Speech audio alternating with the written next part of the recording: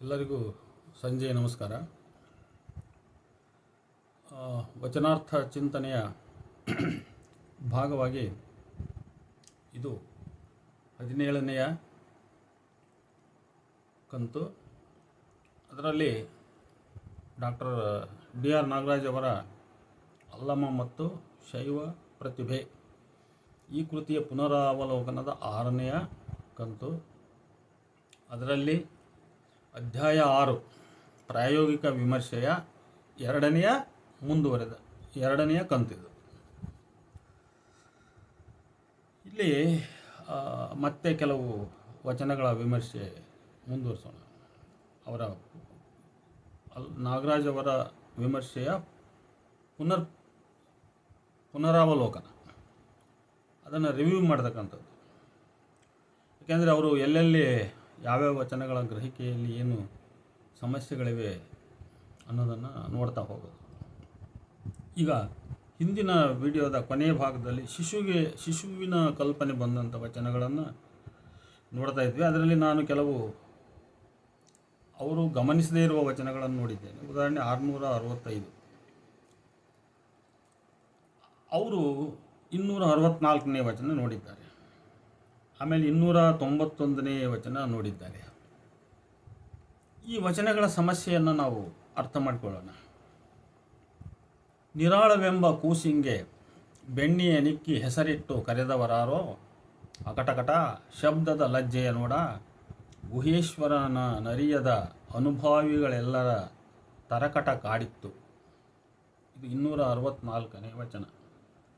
ನಾಗರಾಜರು ಈ ವಚನದ ಸಂಖ್ಯೆ ನೀಡಿಲ್ಲ. ದೈವ ಕೂಸೇ ಆಗುವುದಾದರೆ ಅದು ನಿರಾಳ ಎಂಬ ಕೂಸು ಎಂಬ ಮಾತಿದೆ ಅಂತ ಅವರು ಬರೀತಾರೆ. ನಿರಾಳ ಎಂಬ ಕೂಸು ಜೀವಾತ್ಮ ಎಂಬುದನ್ನು ನಾವು ಪರಿಶೀಲಿಸಿರ್ತಕ್ಕಂಥ 665ನೇ ವಚನ ಸೂಚಿಸ್ತದೆ ಬಹಳ ಸ್ಪಷ್ಟವಾಗಿ. ಅದರ ಹಿನ್ನೆಲೆಯಲ್ಲಿ ನಾಗರಾಜರದು ತಪ್ಪು ಪ್ರಮೇಯ ಅಂತ ಅನಿಸ್ತದೆ. ಅದು ಪರಮಾತ್ಮ ಅಥವಾ ದೈವ ಅಲ್ಲ. ಶತಪತ್ರ ಕಮಲಕರ್ಣಿಕಾ ಮಧ್ಯದಲ್ಲಿ ಗುಹೇಶ್ವರ ಲಿಂಗವು ಶಬ್ದಮುಗ್ಧವಾಗಿದ್ದನು ಅಂತೇಳಿ ಅಲ್ಲಮ ಪ್ರಭುವಿನ 291ನೇ ವಚನ ಹೇಳ್ತದೆ. ಈ ವಚನದ ಸಾಲು ಉದ್ಧೃತ ಮಾಡಿದ ವಿಮರ್ಶಕರು ಈ ವಚನದಲ್ಲಿಯೂ ಶಿಶುಕಲ್ಪನೆ ಇದೆ ಎಂಬಂತೆ ಬರೆದಿರುವರು. ಆದರೆ ಈ ವಚನದಲ್ಲಿ ಶಿಶುಕಲ್ಪನೆ ಇಲ್ಲವೇ ಇಲ್ಲ. ಆ ವಚನದ ಪೂರ್ಣ ಪಾಠ ನೋಡಬಹುದು. ಯಾವುದು? 291ನೇ ವಚನ. ಅನಾದಿಯ ಭ್ರೂ ಮಧ್ಯದಲ್ಲಿ 5 ಕುದುರೆಯ ಕಂಬ ಮುರಿಯಿತ್ತು, 8 ಆನೆ ಬಿಟ್ಟೋಡಿದವು, 16 ಪ್ರಜೆ ಬೊಬ್ಬಿಡುತ್ತಿದ್ದರು. ಶತಪತ್ರ ಕಮಲಕರ್ಣಿಯ ಮಧ್ಯದಲ್ಲಿ ಗುಹೇಶ್ವರ ಲಿಂಗ ಶಬ್ದ ಮುಗ್ಧವಾಗಿರುತ್ತನು. ಇದು 291ನೇ ವಚನ. ಈ ವಚನದಲ್ಲಿ ಅಷ್ಟತನು ಮುಂತಾದ ತತ್ವಗಳ ಉಲ್ಲೇಖವಿದೆ. ಇದರ ವಿಶ್ಲೇಷಣೆ ಅನವಶ್ಯಕ. ಶಬ್ದಮುಗ್ಧ ಗುಹೇಶ್ವರ ಲಿಂಗ ಶಿಶುವಲ್ಲ. ಮೇಲಿನ 665ನೇ ವಚನ ಕುರಿತು ವಿಮರ್ಶಕರು ನಿಜೈಕ್ಯವೆಂಬ ತಾಯಿ ಎಂದು ಗುರುತಿಸಿರುವುದು ಸರಿಯಿದೆ. ಸಿದ್ದೇಶ್ವರ ಸ್ವಾಮೀಜಿಯವರ ಅರ್ಥವೂ ಕೂಡ ಇದೇ ಆಗಿದೆ. ಉಳಿದಂತೆ ವಚನದ ಸಾಲುಗಳೆಲ್ಲ ಹಾಗೆ ಇದ್ದಂತೆ ಬಂದಿವೆ. ಆದರೆ ವಚನದ ಕೊನೆಯ 2 ಸಾಲುಗಳ ಕುರಿತು ವಿದ್ವಾಂಸರ ಒಂದು ತಪ್ಪು ಗ್ರಹಿಕೆ ಗಮನಾರ್ಹ. ಆದರೆ ಲೋಕದ ಮುಗ್ಧೇರಿಗೆ ಈ ನಿರಾಳವೆಂಬ ಶಿಶು ಬೇಕೆಂದು ಕೇಳಲು ಬರುವುದಿಲ್ಲ ಎಂದು ಅಲ್ಲಮ ವಿಷಾದಿಸುತ್ತಾನೆ ಎಂದು ಬರೆಯುವರು. ಆದರೆ ವಚನದ ಸಾಲುಗಳು ಇಂತಿವೆ. ನಿರಾಳವೆಂಬ ಹಸಿವು ತೃಷೆಯ ಶಿಶುವಿಂಗೆ ಬೇಕೆಂದು ಮುಗ್ಧೆಯ ಬೆಸಗೊಳಲರಿಯದು 3 ಲೋಕವು ಗುಹೇಶ್ವರ. ಮುಂದುವರೆದು ಈ ಬಗೆಯ ಕಾಸ್ಮಿಕ್ ಸಂಸಾರಿಕ ವಾತಾವರಣದಲ್ಲಿ ಒಂದು ಬಗೆಯ ಲಾಲಿತ್ಯ ಮೂಡಿದೆ ಎಂಬ ಪ್ರಜ್ಞೆ ಅಲ್ಲಮನಲ್ಲಿ ಮೂಡಿ ಮರುಕ್ಷಣದಲ್ಲಿಯೇ ತನ್ನ ಮೂಲ ಆಶಯ ಪ್ರತಿಮೆ ಹೀಗೆ ತಾನು ತಾತ್ವಿಕವಾಗಿ ಒಪ್ಪದ ಭಾವನಾ ವಾತಾವರಣ ಮೂಡಿಸಿದೆ ಎಂದು ಅರಿವಿಗೆ ಬಂದ ತಕ್ಷಣ ಅದನ್ನು ಇನ್ನೊಂದೆಡೆ ಕತ್ತರಿಸುತ್ತಾನೆ. ನಿರಾಳ ಶಿಶುವಿಗೆ ಹಾಲು ಬೆಣ್ಣೆ ಇಕ್ಕುವುದಕ್ಕೆ ವಿರೋಧ ಸೃಷ್ಟಿಯಾಗುತ್ತದೆ ಎಂದು ಬರೆದು 1238ನೇ ವಚನವನ್ನು ಅದಕ್ಕೆ ಉದಾಹರಣೆಯಾಗಿ ತೆಗೆದುಕೊಂಡಿರುವರು.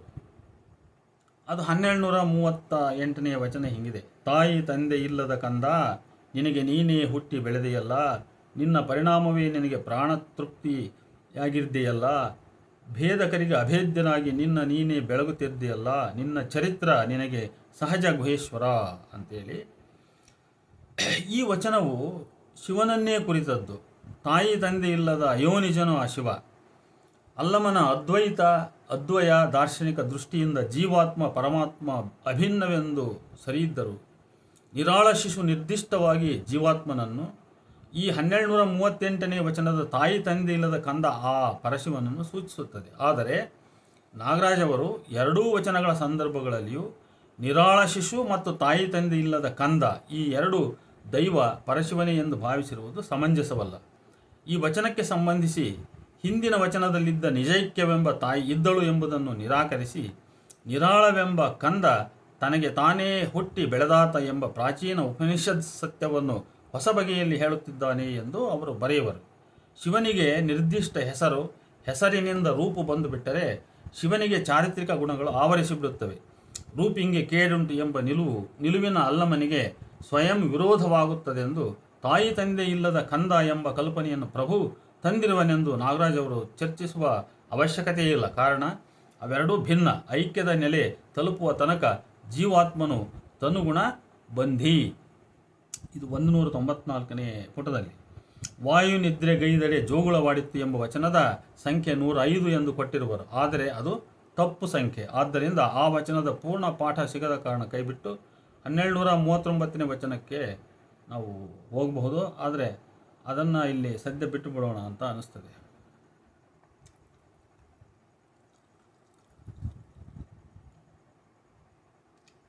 ಈಗ ಇನ್ನೊಂದು ವಚನ ನೋಡೋಣ. 670ನೇ ವಚನ.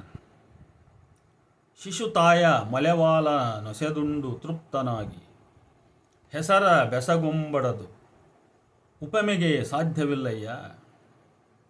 ಕಣ್ಣಾಲಿ ಕಪ್ಪ ನುಂಗಿ ಸಣ್ಣ ಬಣ್ಣಗಳುಡಿಗೆಯ ಬಣ್ಣದೊಳಗಣ ಭ್ರಮೆ ಇನ್ನಾರಿಗಳವಡದು ಬಣ್ಣ ಸಮುಚ್ಚಯವಾಗಿ ಬಣ್ಣ ಬಗೆಯನೆ ನುಂಗಿ ಗುಹೇಶ್ವರನೆಂಬ ನಿಲವ ನಿಜದ ನಿಷ್ಪತ್ತಿ ನುಂಗಿತ್ತು ಅಂತೇಳಿ 670ನೇ ವಚನ. ಶಿಶುವಾದ ಶಿವ ಲಿಂಗವು ತಾಯಿಯಾದ ಶರಣ ಭಕ್ತ ಜೀವಾತ್ಮನ ಮಲೆಯ ಹಾಲನ್ನು ಉಂಡು ತೃಪ್ತನಾದ ಬಳಿಕ ಆ ಶಿಶುವಿಗೆ ಹೆಸರನ್ನು ಹೇಳುವುದು ಅಥವಾ ನಾಮಕರಣ ಮಾಡುವುದು ಉಪಮೆಗೆ ಕಲ್ಪನೆಗೆ ನಿಲುಕದು. ಅದು ಅಸಾಧ್ಯ. ಶರಣನ ಭಕ್ತನ ಕಣ್ಣಾಲಿಗಳು ಲಿಂಗಪತಿಯ ಕಲ್ಪನೆಯನ್ನು ಕಪ್ಪನ್ನು ನುಂಗಿ ಅಂತರ್ದೃಷ್ಟಿಯಲ್ಲಿ ಒಳಗಣ್ಣಿನಲ್ಲಿ ಮೂಡಿ ನಿಂತ ಸಣ್ಣ ಬಣ್ಣಗಳ ಉಡುಗೆಯ ಬಣ್ಣದೊಳಗಿನ ಭ್ರಮೆಯು ಆ ಶರಣನಲ್ಲದೆ ಮತ್ತಾರಿಗೂ ಒಳವಡದು. ಅಂದರೆ ಇಲ್ಲಿ ಲಿಂಗಪತಿ ರೂಪವು ಶರಣಸತಿ ಅಂತರ್ದೃಷ್ಟಿಯಲ್ಲಿ ಸಣ್ಣ ಬಣ್ಣಗಳ ಉಡುಗೆಯ ಬಣ್ಣದೊಳಗಿನ ಭ್ರಮೆಯಾಯಿತು. ಇದೊಂದು ಶರಣನ ಅನುಭವ.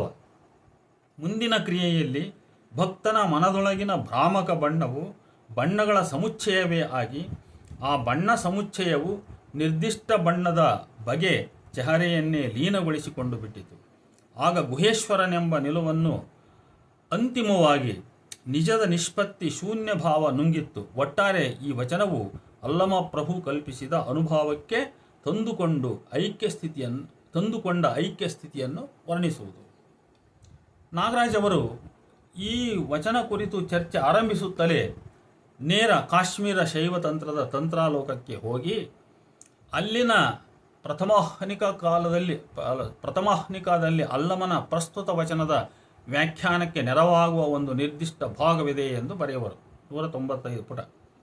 ಜೇರಥನ ಹೃದಯ ಶಿವತತ್ವಗಳೆರಡರ ವರ್ಣಮೀಮಾಂಸೆ ಅಲ್ಲಮನ ಹೃತ್ಕಮಲದ ಪ್ರತಿಮೆ ಪ್ರಸ್ತಾಪಿಸಿ ಶೈವಲಿಂಗದ ಸಂಕೇತ ಈ ಹೃದಯ ಎನ್ನುವರು. ಮೇಲೆ ಉದ್ಧರಿಸಿದ ವಚನದಲ್ಲಿ ಅಭಿನವಗುಪ್ತ ಜೇರಥರ ವ್ಯಾಖ್ಯಾನ ಪರಂಪರೆಯ ಜೊತೆಗೆ ಅಲ್ಲಮ ಅನುಸಂಧಾನ ನಡೆಸುತ್ತಿದ್ದಾನೆ ಎಂಬುದು ಸ್ಪಷ್ಟ ಅಂತ ಬರೀತಾರೆ. ಕಣ್ಣಾಲಿಯ ಕಪ್ಪನ್ನು ಸಣ್ಣ ಬಣ್ಣಗಳುಡಿಗೆಗಳು ನುಂಗಿ ಹಾಕುವ ಅಪಾಯದ ಬಗ್ಗೆ ಅಲ್ಲಮ ಎಚ್ಚರಿಸುತ್ತಿದ್ದಾನೆ. ಇದು ಡಿ.ಆರ್. ನಾಗರಾಜ್ ಅವರ ಅಭಿಪ್ರಾಯ. ಪುಟ 196. ಇಲ್ಲಿನ ಮೊದಲ ವಾಕ್ಯದ ಸತ್ಯ ನಾನರಿ, ಆದರೆ ಈ ಎರಡನೇ ವಾಕ್ಯವು ಸತ್ಯ ನುಡಿಯುತ್ತಿಲ್ಲ. ಬಣ್ಣಗಳು ನುಂಗುವ ಬಗ್ಗೆ ಯಾವ ಅಪಾಯದ ಅನುಭವವನ್ನು ಅಲ್ಲಮ ಹೇಳುತ್ತಿಲ್ಲ, ಎಚ್ಚರಿಸುತ್ತಲೂ ಇಲ್ಲ. ನಾಗರಾಜರು ಮುಂದುವರೆದು ಕಪ್ಪು, ಅಜ್ಞಾನ, ಕಾಳಿಕೆ ಎಂಬಿತ್ಯಾದಿ ಪ್ರಸ್ತಾಪಿಸಿ ನನಗೆ ಕಾಶ್ಮೀರ ಶೈವದ ಬಳಕೆಯೇ ಹೆಚ್ಚು ಪ್ರಸ್ತುತ ಎಂದು ಕಣ್ಣಾಲಿಯ ಕಪ್ಪನ್ನು ತಾತ್ಕಾಲಿಕವಾಗಿ ಆದರೂ ಸಣ್ಣ ಬಣ್ಣಗಳುಡುಗೆಗಳು ನುಂಗುವ ಆತ್ಮದ ಕಾಳರಾತ್ರಿಯ ಬಗ್ಗೆ ಇಲ್ಲಿ ಅಲ್ಲಮ ಶೋಧಿಸುತ್ತಿದ್ದಾನೆ. ಇವೆಲ್ಲ ಮಾನಸಿಕ ಅಭ್ಯಾಸಗಳು ಎಂದು ಬರೆಯುವರು. ವಿಮರ್ಶಕರು ವಚನದ ಈ ಭಾಗವನ್ನು ನೋಡಿ, ಕಣ್ಣಾಲಿ ಕಪ್ಪ ನುಂಗಿ ಸಣ್ಣ ಬಣ್ಣಗಳುಡುಗಿಯ ಬಣ್ಣದೊಳಗಣ ಭ್ರಮೆ ಇನ್ನಾರಿಗಳಬಡದು ಅಂತ ಇದು ವಚನದ ಸಾಲು. ಸರಿಯಾಗಿ ಅರ್ಥೈಸಿದಂತೆ ಕಾಣುತ್ತಿಲ್ಲ. ನಾಗರಾಜರ ಪ್ರಕಾರ ಸಣ್ಣ ಬಣ್ಣಗಳುಡುಗೆಗಳು ಕಣ್ಣಾಲಿಯ ಕಪ್ಪನ್ನು ನುಂಗಿದವು ಎಂದು ಕಲ್ಪಿಸಿರುವುದು ತರ್ಕಸಮ್ಮತವಲ್ಲ. ಈ ವಚನದ ಸನ್ನಿವೇಶ ಲಿಂಗಪೂಜೆ, ಶಿವಧ್ಯಾನ ಕ್ರಿಯೆಯ ಮೂಲಕ ಭಕ್ತಿ ಉನ್ಮಾದದಲ್ಲಿ ಐಕ್ಯದ ಭಾವ ತೀವ್ರತೆಯನ್ನು ಅನುಭವಿಸುತ್ತಾ ಲಿಂಗಪತಿಯೊಂದಿಗೆ ಸೇರಿಕೊಂಡಂತೆ ಅಂತರ್ದೃಷ್ಟಿಗೆ ತಂದುಕೊಂಡ ಕ್ರಿಯೆ ಇಲ್ಲಿ ನಿರೂಪಿಸಲ್ಪಟ್ಟಿದೆ. ನೋಡುವುದು ಭಕ್ತನ ಕಣ್ಣಾಲಿ, ಅದು ನುಂಗುವುದು ಕಪ್ಪನ್ನು. ಕಪ್ಪು ಇಲ್ಲಿ ಕೇವಲ ಬಣ್ಣವಲ್ಲ, ಅದು ಲಿಂಗಮೂರ್ತಿಯ ಮೂಲಕ ಕಾಣುವ ಬ್ರಹ್ಮಾಂಡ, ಶೂನ್ಯ, ಬಯಲು. ಈ ಕ್ರಿಯೆಯಲ್ಲಿ ಮೊದಲಿಗೆ ಬಯಲು, ಶೂನ್ಯ, ಲಿಂಗದ ಕಪ್ಪು ಕಣ್ಣಾಲಿಗಳು ನುಂಗಲ್ಪಟ್ಟ ಪರಿಣಾಮವಾಗಿ ಅಂತರಂಗದೊಳಗೆ ಒಳಗಣ್ಣಿಗೆ ಕಾಣುವ, ಒಳಗಣ್ಣೊಳಗೆ ಮೂಡುವ ಸಣ್ಣ ಬಣ್ಣಗಳುಡುಗೆಯ ಬಣ್ಣದೊಳಗಣ ಭ್ರಮೆ ಆ ಭಕ್ತನಿಗಲ್ಲದೆ ಬೇರೆ ಯಾರಿಗೂ ಅಳವಡದು. ಆ ಕ್ರಿಯೆ ಅಲ್ಲಿಗೆ ನಿಲ್ಲದೆ ಮುಂದುವರೆದು ಒಂದು ಬಣ್ಣ 10 100 ಕೊನೆಗೆ ಬಣ್ಣ ಸಮುಚ್ಚಯವಾಗಿ, ಈ ಸಮುಚ್ಚಯವಾದ ಬಣ್ಣವು ಬಣ್ಣದ ಬಗೆಯನ್ನೇ ನುಂಗಿ ಕೊನೆಗೆ ಗುಹೇಶ್ವರನೆಂಬ ನಿಜದ ನಿಷ್ಪತ್ತಿ ನುಂಗಿತ್ತು. ಹೀಗೆ ಈ ವಚನವು ಭಕ್ತನ ಐಕ್ಯಾನುಭವದ ನಿರೂಪಣೆಯೊಂದಿಗೆ ಕೊನೆಯಾಗುವುದು. ಅರಿವು ಮರಹುವಾಗಿ, ರೂಪ ನಿರೂಪವಾಗಿ, ಬೆಳಗು ಕತ್ತಲಾಗಿ, ಕೊನೆಗೆ ಕತ್ತಲೂ ಇಲ್ಲವಾಗಿ, ತಾನು ಇಲ್ಲವಾದಂತಹ ಶೂನ್ಯ ಬಯಲ ಅನುಭವವಿದು. ಇದನ್ನು ನಾಗರಾಜರ ಕಲ್ಪನೆಯ ಆತ್ಮದ ಕಾಳರಾತ್ರಿ ಎಂದರು ಎನ್ನಬಹುದು. ಇನ್ನೊಂದು ಮುಂದಿನ ನಾವು ವಚನಗಳ ಇದಕ್ಕೆ ಹೋಗೋದಾದರೆ ಇಲ್ಲಿ ಕೆಲವು ಎಷ್ಟನೇದು 1600ನೇ ವಚನ ಅವೆಲ್ಲ ಇಲ್ಲ ಅವರ ಹತ್ರ. ಹೀಗೆ ಡಾಕ್ಟರ್ ನಾಗರಾಜ್ ಅವರು ಗಮನಿಸಿದ ಶಿಶುತಾಯಿ ಪರಿಕಲ್ಪನೆಯ ವಚನಗಳ ಅನೇಕವು ಶಿವಜೀವ ಸಂಬಂಧ ಹಾಗೂ ಶಿವೈಕ್ಯಾನುಭವದ ಕುರಿತಾಗಿಯೇ ಇವೆ. ಆದರೆ ವಿಮರ್ಶಕರು ತಮ್ಮ ಬಹುಶಿಸ್ತಿನ ಹಾಗೂ ಬಹುಶಾಸ್ತ್ರೀಯ ಜ್ಞಾನ ಪ್ರೌಢಿಮೆಯ ವಿರಾಟ್ ಜ್ಞಾನಾಸ್ತ್ರವನ್ನು ಪ್ರಯೋಗಿಸಿ ಈ ವಚನಗಳನ್ನು ಅರ್ಥೈಸುವ ಪ್ರಯತ್ನ ಮಾಡಿರುವುದರಿಂದ ವಚನ ದೂರ ಕಲ್ಪನೆಗಳನ್ನು ವಚನಗಳ ಸುತ್ತ ಹರಡಿದಂತಾಗಿ ವಚನಗಳ ಕೇಂದ್ರ ಅರ್ಥವು ಮಂಕಾಗಿದೆ. ಕೆಲವೆಡೆ ತಪ್ಪು ಅರ್ಥೈಸುವಿಕೆ, ಮಿಸ್ಇಂಟರ್ಪ್ರಿಟೇಷನ್ ತಲೆದೋರಿದೆ. ಹಾಗಾಗಿ ವಚನಗಳ ಸುತ್ತಲಿನ ಚರ್ಚೆಯು ಕಾಶ್ಮೀರ ಶೈವ ತಾಂತ್ರಿಕಾದಿ ದರ್ಶನಗಳ ಮತ್ತು ಪ್ರತಿಮಾವಳಿಗಳ ಭರಪೂರ ವಿವರಣೆಗಳಿಂದ ತುಂಬಿದ್ದರೂ ಹಲವಾರು ಕಡೆ ವಚನಕ್ಕೂ ವಿವರಣೆಗೂ ಮಿಸ್ಮ್ಯಾಚ್ ಆಗಿರುವುದು ಸ್ಪಷ್ಟವಿದೆ. ಇವರು ಪ್ರಾಯೋಗಿಕವಾಗಿ ವಿಮರ್ಶಿಸಿದ ಇನ್ನೂ ಹಲವಾರು ವಚನಗಳಿವೆ. ಅವುಗಳನ್ನು ಹೆಚ್ಚು ವಿಸ್ತಾರವಾಗಿ ಚರ್ಚಿಸದೆ ಸ್ಥೂಲವಾಗಿ ನಾವು ವಿವರಿಸಬಹುದು. ಈವರೆಗೆ ನೋಡಿದ ಸಮಸ್ಯೆ ಅವರ ಅಧ್ಯಯನ ಉದ್ದಕ್ಕೂ ಇರುವುದು ಸಾಮಾನ್ಯ. ಅನುಭಾವ ಸಮಷ್ಟಿಯ ಸಂಘ ಎಂಬ ಶೀರ್ಷಿಕೆಯಡಿ ಹೃದಯ ಕಮಲದೊಳಗೊಂದು ಮರಿದುಂಬಿ ಹುಟ್ಟಿತ್ತು 95ನೇ ವಚನ. ಇದು ಸಹ ಜೀವಾತ್ಮ ಪರಮಾತ್ಮ ಸಂಬಂಧವಾದ ವಚನವೇ. ವಿಮರ್ಶಕರು ಇದನ್ನು ಅಲ್ಲಮ ಬರೆದನೇ ಎಂದು ಆರಂಭದಲ್ಲಿ ಬೆರಗುಗೊಂಡು ಅಲ್ಲಮನ ಸಮಯಾಚಾರದ ಕಲ್ಪನೆ ಇದರಲ್ಲಿದೆ. ಹೃದಯ ಕಮಲ ಮರಿದುಂಬಿ ಅವೆಲ್ಲ ಅಲ್ಲಮ ಲೋಕದಲ್ಲಿ ಪರಿಚಿತವಾದ ಪ್ರತಿಮಾವಳಿ ಎನ್ನುವರಷ್ಟೇ. ಅವುಗಳ ಸೂಚ್ಯಾರ್ಥವನ್ನೇನೂ ಅವರು ಹೇಳುವುದಿಲ್ಲ. ಆಗಿನ ಸಮಕಾಲೀನ ಚರಿತ್ರೆಯನ್ನು ತಂದು ಚರಿತ್ರೆಯನ್ನು ವಿಚಾರವನ್ನು ಮುಂದುವರಿಸಲು ಸಾಧ್ಯವಿದೆ. ಶರಣ ಸಂಘವನ್ನು ಮಾಡಿದರೂ ಅಲ್ಲಮ ಅಲ್ಲಿಯೂ ತನ್ನ ವಿಶಿಷ್ಟತೆ ಬಿಡುವುದಿಲ್ಲ. ಅನುಭಾವ ಸಂಘ ಎನ್ನುವ ಪರಿಕಲ್ಪನೆಯ ಮೂಲಕ ತಾನು 12ನೇ ಶತಮಾನದ ವೀರಶೈವ ಸಮಯಾಚಾರದಲ್ಲಿ ಭಾಗಿಯಾಗುತ್ತಾನೆ. ಹೀಗೆ ವಿಮರ್ಶಕರು ವಚನದ ಬೆನ್ನ ಬಾರಿಸುತ್ತಾ ಚರಿತ್ರೆಯ ಕುದುರೆಯಲ್ಲಿ ಸಾಗುವರು. ಇನ್ನು ಕೆಲ ಬೆಡಗಿನ ವಚನಗಳು ಅಂತೇಳಿ, ಬೆಡಗಿನ ವಚನಗಳಲ್ಲಿ ಅವರು ಕೆಲವನ್ನ ಉದಾಹರಣೆಗೆ ಎತ್ಕೊಂಡಿದ್ದಾರೆ. ಅದರಲ್ಲಿ 340ನೇ ವಚನವನ್ನು ನಾವು ನೋಡೋಣ. ಕಾರ ಮೇಘವೆದ್ದು ಧಾರಾವರ್ತ ಸುರಿವಾಗ ಧಾರುಣಿಯೆಲ್ಲವೂ ಮುಳುಗಿತ್ತು ನೋಡ. ಕಾರಿರುಳ ಕಣ್ಣೊಳಗೆ ಸೂರ್ಯರನೇಕರು ಮೂಡಿ ದಾರಿಯ ಹೊಲವೆಂಬುದು ಕೆಟ್ಟಿತ್ತು ನೋಡ. ಪೂರಾಯ ಗಾಯದಲ್ಲಿ ಸಾಯೆ ಕೊಂದಲ್ಲದೆ ಸೂರ್ಯರನೇಕರು ಮಡಿಯರು ಗುಹೇಶ್ವರ. ಇದು 340ನೇ ವಚನ. ಕಾರ್ಮೋಡವೆಂಬ ಮಹಾಮಾಯೆಯು ಆಸೆ ಆಮಿಷಾದಿ ಮಳೆಯನ್ನು ಧಾರಾಕಾರ ಸುರಿಸಿದಾಗ ಆ ಮಳೆಯ ನೀರಲ್ಲಿ ಇಡೀ ಭೂಮಂಡಲವೇ ಮುಳುಗಿ ಹೋಯಿತು. ಅಜ್ಞಾನ ಮಾಯಾ ಮುಸುಕಿನ ದೃಷ್ಟಿಯಲ್ಲಿ ಸತ್ಯವು ವಿರೂಪಗೊಂಡು ಒಂದು ಸೂರ್ಯನ ಬದಲು ಹಲವಾರು ಸೂರ್ಯರು ಮೂಡುವರು. ಇದರಿಂದ ಮುಕ್ತಿಯ ಶಿವೈಕ್ಯದ ಮಾರ್ಗ ಬಟ್ಟೆ ಪಥ ಕೆಟ್ಟು ಹೋಯಿತು. ಮಾಯಿಂದ ಹುಟ್ಟಿದ ಅಜ್ಞಾನದ ಪರಿಣಾಮವಾಗಿ ದಾರಿ ತಪ್ಪಿದ ಭಕ್ತನಲ್ಲಿನ ನಾನಾ ತರಹದ ಭಾವನೆ, ತಪ್ಪು ಕಲ್ಪನೆಗಳು, ಅಂದರೆ ಇವೇ ಸೂರ್ಯರ ಅನೇಕರು ಅನ್ನುವಂಥ ವಿವೇಕವೆಂಬ ಶಸ್ತ್ರದಿಂದ ಸಾಯುವಂತೆ ಕೊಲ್ಲದೆ ಆ ಅಜ್ಞಾನ ನಾಶವಾಗುವುದಿಲ್ಲ. ಹೀಗೆಂದು ಈ ವಚನವು ಮಾಯೆ, ಅಜ್ಞಾನದಿಂದುಂಟಾಗುವ ದುಷ್ಪರಿಣಾಮ ಮತ್ತು ಶಿವಜ್ಞಾನ ವಿವೇಕದ ಅವಶ್ಯಕತೆಯನ್ನು ಮಂಡಿಸುತ್ತದೆ. ಈಗ ಡಿ ಆರ್ ನಾಗರಾಜ್ ಅವರ ಈ ವಚನ ಕುರಿತ ಚರ್ಚೆಯನ್ನು ನೋಡಬಹುದು. ಅಲ್ಲಮನು ಸಾವನ್ನು ಮಾನವ ವ್ಯವಹಾರಗಳಲ್ಲಿ ಅನಿವಾರ್ಯವಾಗಿ ಬರುವ ಒಂದು ಘಟ್ಟ ಎಂದು ನೋಡದೆ ಸೃಷ್ಟಿ ಸಮಸ್ತದಲ್ಲಿ ಸಂಭವಿಸುವ ಒಂದು ವಿಶೇಷ ಮಹತ್ವದ ಘಟನೆ ಎಂದು ನೋಡುವನು. ಮರಣ ಅಲ್ಲಮನಲ್ಲಿ ಒಂದು ರೂಪಕ ಮೀಮಾಂಸೆ. ಈ ವಚನವನ್ನು ಅರ್ಥೈಸಲು ಅಂತರ್ಪಠೀಯ ಕ್ರಮ ಮತ್ತು ಬಹುಮಟ್ಟಿಗೆ ದಾರ್ಶನಿಕ ಊಹಾಕ್ರಮಗಳನ್ನು ಸಂಗಮಿಸಿ ಈ ವಚನವನ್ನು ಅರಿಯಬೇಕೆಂದು ತಮ್ಮ ಹೊರಬೀಸಿನ ಅಧ್ಯಯನ ಕ್ರಮವನ್ನು ಅವರು ಸ್ಪಷ್ಟಪಡಿಸಿರುವರು. ವಿದ್ವಾಂಸರು ಅಲ್ಲಮನ ಭಕ್ತಿಭಾವ ಕೋಶವನ್ನು ಪ್ರವೇಶಿಸುವುದೇ ಕಡಿಮೆ. ದಟ್ಟ ಮಳೆಯ ವರ್ಣನೆ ಒಂದು ಆಧ್ಯಾತ್ಮಿಕ ಅನುಭವದ ಸ್ಥಿತಿ. ಹಲವು ಸೂರ್ಯರು ಮೂಡುವುದರಿಂದ ದಾರಿಯ ಹೊಲಬುಗೆಡುತ್ತದೆ. ಸುರಿಯುವ ಮಳೆಯಿಂದ ಧಾರಣೆ ಮುಳುಗಿದೆ.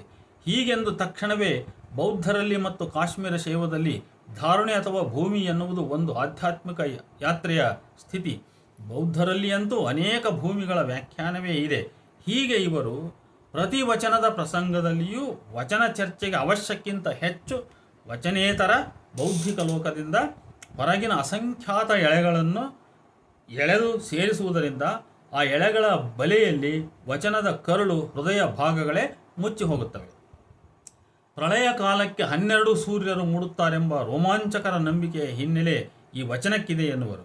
ವಚನದಲ್ಲಿನ ಸೂರ್ಯ ಹತ್ಯೆಯ ಕಲ್ಪನೆಯನ್ನು ಕುರಿತು ಅಲ್ಲಮ ಪರಮ ಅಹಿಂಸಾವಾದಿಯಾದರೂ ತನ್ನ ರೂಪಕ ಜಗತ್ತಿನಲ್ಲಿ ಹಿಂಸೆಯನ್ನು ಅತ್ಯಂತ ಸೃಜನಶೀಲ ಕ್ರಿಯೆಗಳಿಗೆ ಸಂಕೇತವಾಗಿ ಬಳಸಿಕೊಳ್ಳಲು ಆತ ಹಿಂಜರಿಯುವುದಿಲ್ಲ ಎಂದು ಬರೆಯುವರು.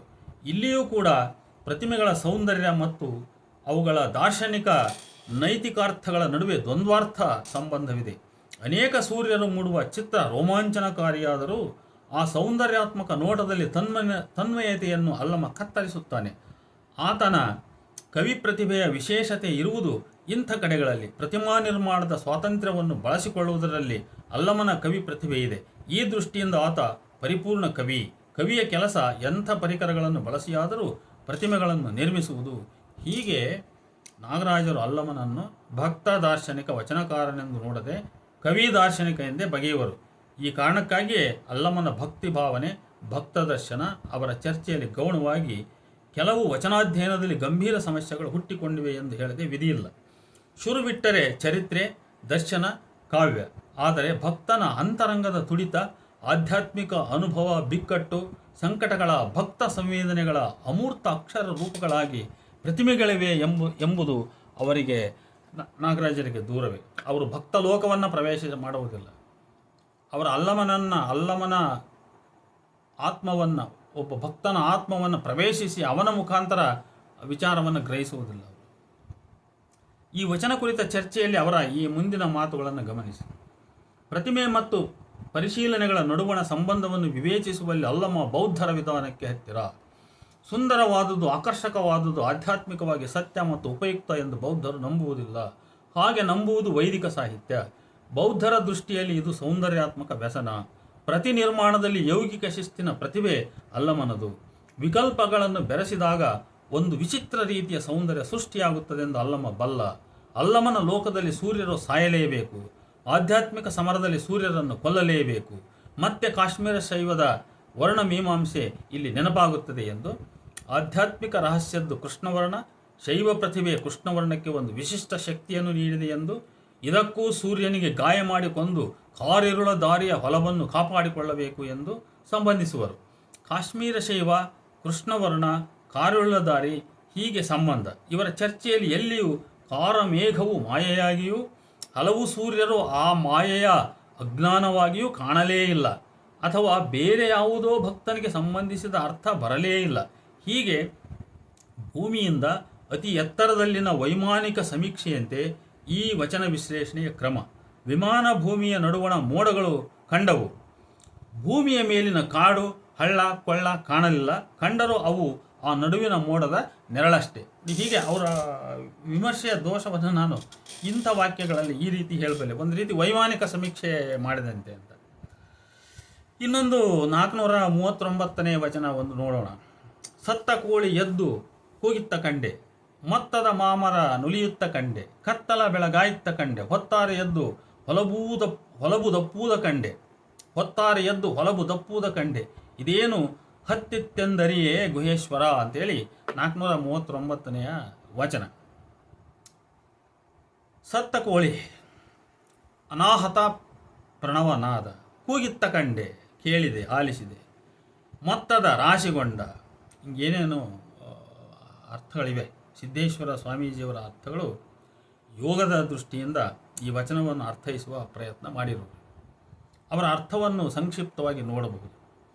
ಯೋಗ ಸಾಧಕ ಶರಣನು ಆಧಾರಾದಿ ಚಕ್ರಗಳಲ್ಲಿ ಲಿಂಗಗಳನ್ನು ಅರ್ಚಿಸಿ ಭೂಚಕ್ರ ಪ್ರವೇಶಿಸಿದಾಗ ಅಲ್ಲಿ ಅನಾಹತ ಓಂಕಾರ ಧ್ವನಿ ಕೋಳಿಯ ಕೂಗು ಕೇಳಿಬರುತ್ತದೆ. ಸಾಧಕನ ಮನಸ್ಸು ಸುವಿಕಸಿತಗೊಂಡು ಉನ್ಮತ್ತವಾಗುವುದು. ನಂತರ ಶರಣನು ಬ್ರಹ್ಮರಂಧ್ರದ ಮೂಲಕ ಸಹಸ್ರಾರವನ್ನು ಪ್ರವೇಶಿಸುವನು. ಇಲ್ಲಿ ಶಿವಜ್ಞಾನದ ಉದಯವಾಗುತ್ತದೆ. ಅಜ್ಞಾನದ ಕತ್ತಲೆ ಹರಿದು ಜ್ಞಾನದ ಬೆಳಕು ಮೂಡುವುದು. ಆಗ ಅವನಲ್ಲಿ ಜೀವಭಾವ ಅಳಿದು ತಾನೇ ಸಾಕ್ಷಾತ್ ಶಿವ ಎಂಬ ಅದ್ವಯ ಭಾವ ಮೂಡುತ್ತದೆ. ಆಗ ಭವದ ಮಾರ್ಗ ತಪ್ಪಿ ಹೋಗುವುದು, ಕೆಟ್ಟು ಹೋಗುವುದು. ಅಲ್ಲಮ ಪ್ರಭುವಿನಲ್ಲಿ ಯೋಗದ ಬಗ್ಗೆ ಏಕರೂಪದ ಕಲ್ಪನೆಗಳಿಲ್ಲ. ಆತನ 1577ನೇ ವಚನವು ಯೋಗವನ್ನು ಟೀಕಿಸುವುದು ನೋಡಿದರೆ ಯೋಗ ಮಾರ್ಗದ ಮುಖೇನ ಶಿವಾನುಸಂಧಾನವನ್ನು ಸಾಧಿಸುವುದನ್ನು ಅಲ್ಲಮ ಪ್ರಭು ಒಪ್ಪಿದ್ದರೆ ಎಂದು ಅನುಮಾನ ಬರುವುದು ಖಂಡಿತ. ಈ ಬಗ್ಗೆ ಯೋಗ ಕುರಿತ ಚರ್ಚೆಯಲ್ಲಿ ನಾವು ವಿಶೇಷ ಚರ್ಚೆ ಇದೆ. ಪ್ರಸ್ತುತ ಯೋಗ ಕಲ್ಪನೆ ಹೊರತುಪಡಿಸಿ ಈ ವಚನವನ್ನು ಅರ್ಥೈಸುವ ಪ್ರಯತ್ನ ಮಾಡೋಣ. ಸತ್ತ ಕೋಳಿ ಎಂದರೆ ನಿದ್ರೆ ಹೋದ ಜೀವಾತ್ಮನು ಬೆಳಗ್ಗೆ ಸೂರ್ಯೋದಯ ಕಾಲಕ್ಕೆ ಎದ್ದು ಶಿವಪೂಜೆಯಲ್ಲಿ ತಲ್ಲೀನನಾಗಿ ಶಿವೈಕ್ಯ ಭಾವ ಅನುಭವಿಸುವ ಸಂದರ್ಭದ ವಚನ ಇದೆ ಎಂದು ಭಾವಿಸೋಣ. ಎದ್ದ ಭಕ್ತನಲ್ಲಿ ಅವನೊಂದಿಗೆಯೇ ಜಾಗೃತವಾದ ಅಂತರಾತ್ಮನಿಂದ ಹೊರಟ ಓಂಕಾರ ಪ್ರಣವಧ್ವನಿ ಅವನ ಒಳಗಿವಿಗೆ ಕೇಳುತ್ತದೆ. ಆಗ ಭಕ್ತಿಯ ಭಾವ ತುಂಬಿ ಪ್ರಫುಲ್ಲವಾದ ಮನದಲ್ಲಿ ಭಕ್ತಿಯ ಮಾಮರವೇ ಹುಟ್ಟಿ ಅರಳಿ ಶಿವನಾಮ ಸ್ಮರಿಸತೊಡಗುತ್ತದೆ. ಮಾಮರ ಉಲಿಯುವುದು ಅಂತ. ನಂತರ ಆ ಶಿವನಾಮ ಸ್ಮರಣೆಯ ಪರಿಣಾಮವಾಗಿ ಅಂತರಂಗದ ಕತ್ತಲು ಅಳಿದು ಶಿವಜ್ಞಾನದ ಬೆಳಕು ಮೂಡುತ್ತದೆ. ಆ ಶಿವಜ್ಞಾನದ ಬೆಳಗಿನ ಪ್ರಭಾವದಿಂದ ಭವದ ಮಾರ್ಗ ಅಜ್ಞಾನವೆಂಬ ಕತ್ತಲೆ ದೂರವಾಗುತ್ತದೆ. ಈ ಬೆಳವಣಿಗೆ ಕ್ರಾಂತಿಕಾರಕ ಬೆಳವಣಿಗೆಯು ಅಲ್ಲಮನಲ್ಲಿ ಬೆರಗು ಮೂಡಿಸುತ್ತದೆ. ಆತನ ವಿಸ್ಮಯ ಬೆರಗನ್ನು ಈ ವಚನದ ಕೊನೆಯ ಸಾಲು ಹೇಳುತ್ತದೆ. ಬಸವಣ್ಣನಲ್ಲಿ ಹೊಲಬು ಅಂದರೆ ಸನ್ಮಾರ್ಗ ಅಂತ ಅರ್ಥ. ಇಲ್ಲಿ ಈ ಅರ್ಥವನ್ನು ಅನ್ವಯಿಸಲಾಗುವುದಿಲ್ಲ. ಹೊಲಬು ತಪ್ಪುವುದು ಅಂದರೆ ಸನ್ಮಾರ್ಗ ಸನ್ನಿಡೆ ತಪ್ಪುವುದು ಎಂದು ಭಾವಿಸಿದರೆ ವಚನದ ಆಶಯಕ್ಕೆ ಭಂಗ ಬರುತ್ತದೆ. ಸಾಧಕನ ಶ್ರಮ ವಿಫಲ ಎಂದು ಅರ್ಥೈಸಬೇಕಾಗುತ್ತದೆ.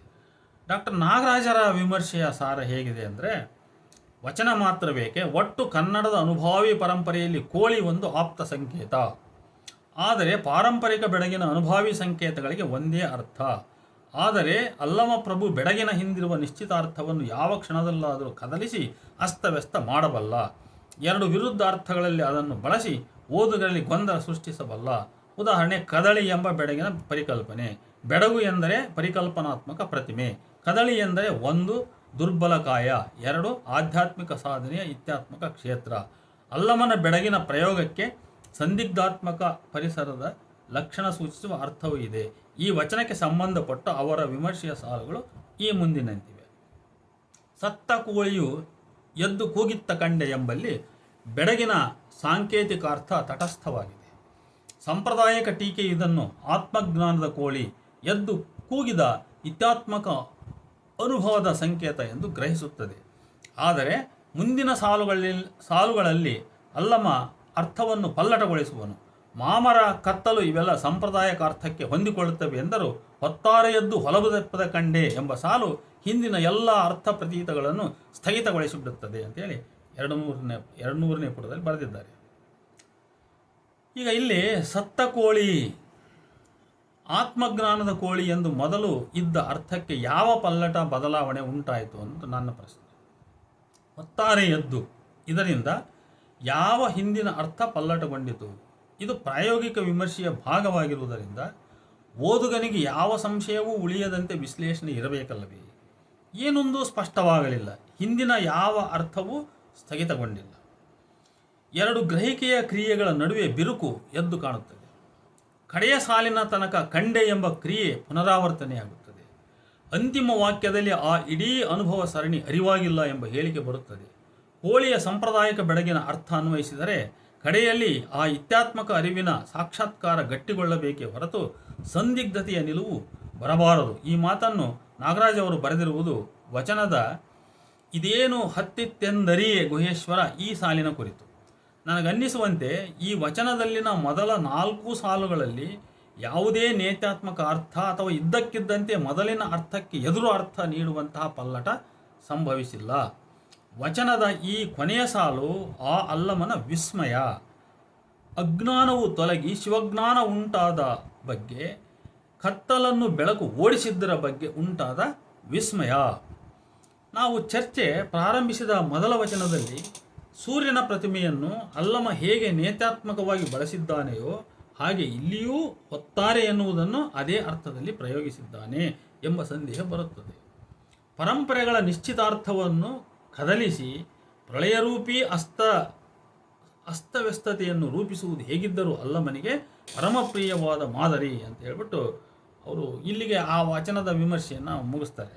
ಪುಟ 200. ಇಲ್ಲಿ ನನ್ನ ಪ್ರತಿಕ್ರಿಯೆ, ನಾಗರಾಜರು ಈ ಬೆಡಗಿನ ವಚನ ಚರ್ಚೆ ಪ್ರಾರಂಭಿಸಿದ್ದು 340ನೇ ವಚನದಿಂದ. ಅಲ್ಲಿ ಹಲವು ಸೂರ್ಯರ ಕಲ್ಪನೆ ಇದೆ. ವಿಮರ್ಶಕರ ಕಣ್ಣಲ್ಲಿ ಹಲವು ಸೂರ್ಯರು ಆ ಮಾಯೆಯ ಅಜ್ಞಾನವಾಗಿ ಕಾಣಲಿಲ್ಲ. ಆದರೆ ಈ 439ನೇ ವಚನದ ವಿಮರ್ಶೆಯ ಸಂದರ್ಭದಲ್ಲಿ ನೇತ್ಯಾತ್ಮಕದ ಮಾತು ಹೇಳುವರು. ಅಲ್ಲಿ ಅವರ ಮಾತುಗಳಿಗೂ ಅಲ್ಲಮನ ಲೋಕದಲ್ಲಿ ಸೂರ್ಯರು ಸಾಯಲೇಬೇಕು, ಆಧ್ಯಾತ್ಮಿಕ ಸಮರದಲ್ಲಿ ಸೂರ್ಯರನ್ನು ಕೊಲ್ಲಲೇಬೇಕು.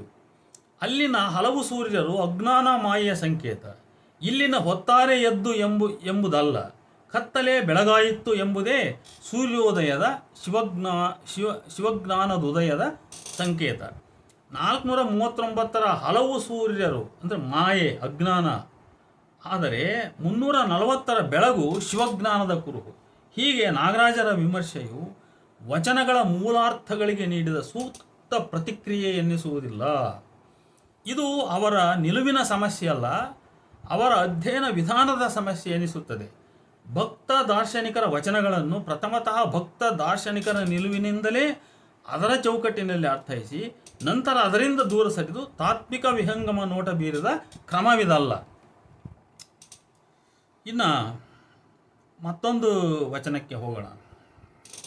ಅದು 36ನೆಯ ವಚನ.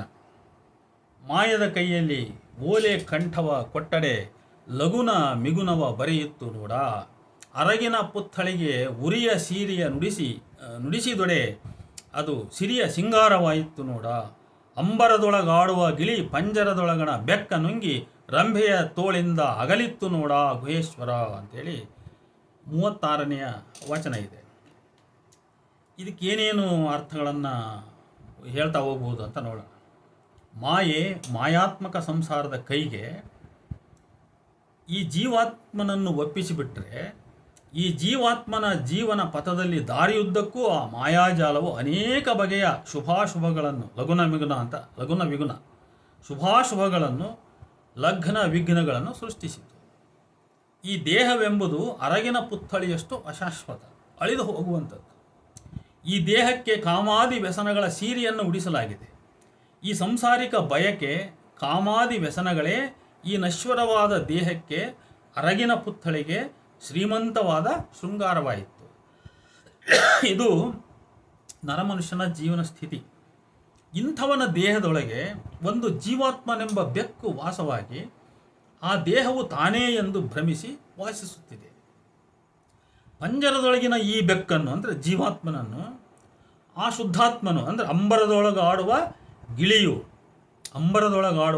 ಅದು ಶುದ್ಧಾತ್ಮ. ಅದು ಗಿಳಿಯು ಅಂಬರ ಅಂದರೆ ಚಿತ್ ಆಕಾಶದಲ್ಲಿ ಆಡುತ್ತಿರುವ ಶುದ್ಧ ಚೇತನವು ನುಂಗಿಬಿಟ್ಟಿತ್ತು.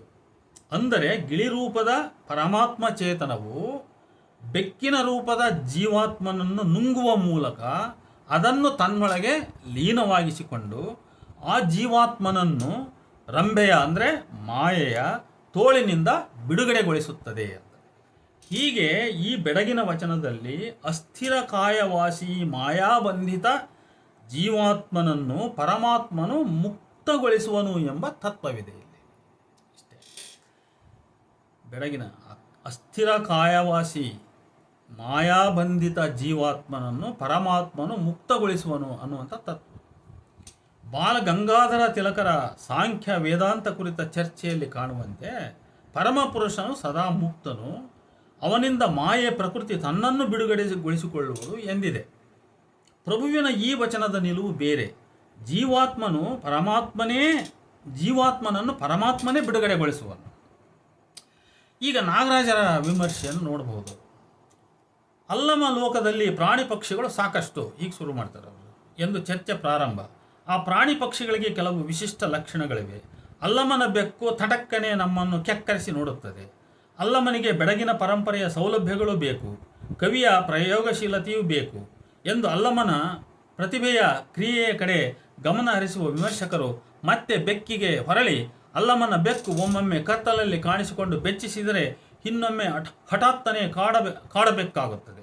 ಒಮ್ಮೆ ಮುದ್ದಿನಂತೆ ಸೊಕ್ಕುತ್ತದೆ, ಇನ್ನೊಮ್ಮೆ ಅದೇ ಒಂದು ಪುಟ್ಟ ಗಿಳಿಗೆ ಅನ್ನವಾಗಿ ಬಿಡುತ್ತದೆ ಎಂದು ಬೆಕ್ಕೆ ಬೆಕ್ಕೆ ಮುದ್ದಿನ ಸೊಕ್ಕೆ ಎಂಬ ತಮ್ಮ ಶೀರ್ಷಿಕೆಗೆ ಹೊಂದಿಸುವರು.